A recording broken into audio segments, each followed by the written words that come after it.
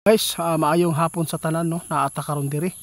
Naa si kaibigan, naa siya ipaabot sa tanan.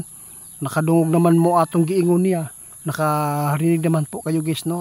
Nung pinuntahan tayo ng ating kaibigan doon sa bahay na may emergency po sila nakita tungkol po sa lindol. May makakaranas po. Ngayon, update po tayo ngayon guys sa baha, no? Doon sa Manila. Marami na pong nakaranas po ng baha, ulan, no? Grabe kaibigan, maayong hapon.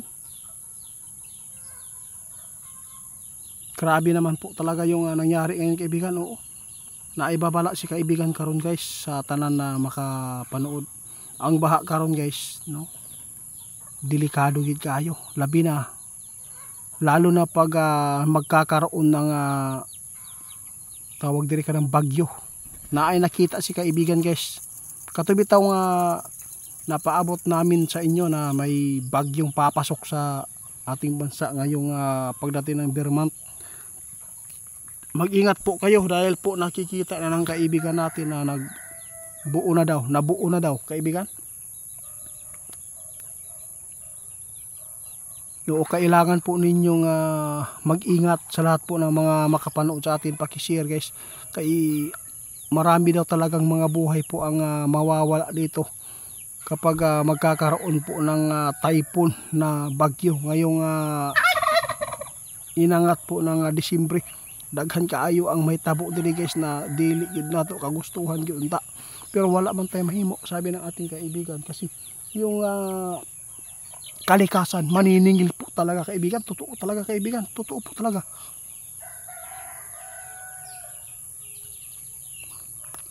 Nakakalungkot guys, no? Kaluoy sa taga Manila ani guys o kining mga probinsya diha kung sino man po yung naaabot po ng baha no, ngayong taon na to at saka yung bagyo na tinatamaan dyan, no? Kawawa po kayo, babalikan pa rin kayo guys, kawawa. Pasensya na po kayo kung ito man po ang nakikita ng mga kaibigan ko.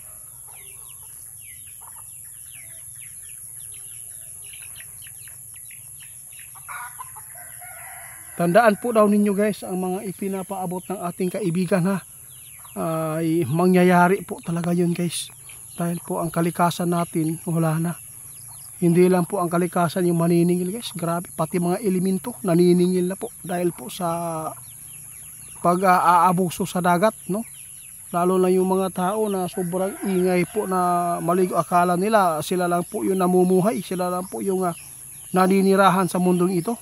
So hindi po nila napansin na grabe po ang mga taong kagaya po ng nangyari po doon sa Misamis. Nagagalit po yung mga elemento dahil po sa ingay po ng mga naliligo. Alam po ba ninyo kung sino po ang binabanggit po doon?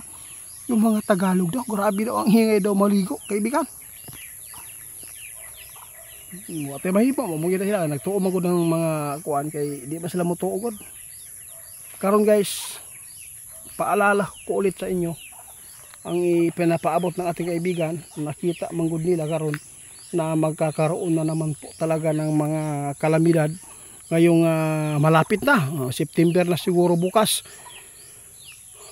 Sus Diyos ko kaibigan, salamat sa babala ninyo na nakikita po ninyo itong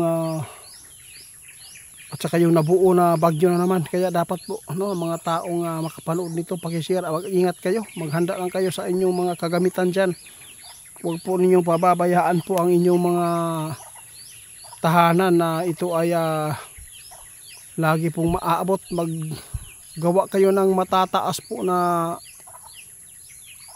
grabe itong kahoy ang pusti guys, kasi hindi maaabot ba. Itansa lang po ninyo kung ano ba ka laki ang tubig noon na nakaranas po kayo ng baha. Pwede po ninyo iangat po ninyo ang bahay po ninyo na sahig doon sa taas para hindi po kayo maaabot. Kailangan din pong matibay ang inyong bahay para hindi po ito kaagad matumba, no?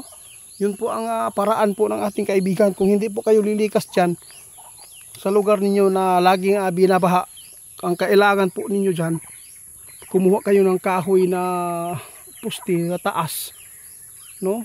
Kung ano man kalalim po yung nangyari sa inyo dyan na baha, kailangan ninyong ipalapawan pa na og taod ang inyong salog, no, para ba makaano kayo.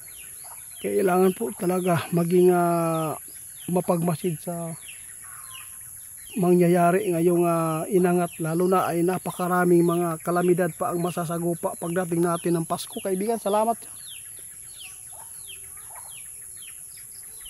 Oo, unang-una guys, sa totoo lang guys, hindi na po maipaabot ni kaibigan ang mga masisilan po ng mga bagay na mangyayari po dito sa ating bansa, kasi ayaw po ng kaibigan natin na magkakaroon po ng trauma yung ibang nakasagupa ng mga kalamidad, no. Ang sa amin lang, lagi po kayong maghanda at manalangin yung mga tinuro ng ating kaibigan na kung sakali makakuha kayo ng mga pustik, gumawa kayo ng taas ba ang sahig ng kawayan ba, o para kung sakali man na may baha, safety, no? Safety po talaga guys, yun po ang sinabi ng ating kaibigan. Kaya salamat kaibigan sa tinuro po ninyong ipagawa na kubo, no, yung taas yun guys, para dili maabot ang inyong higdaanan ug baha.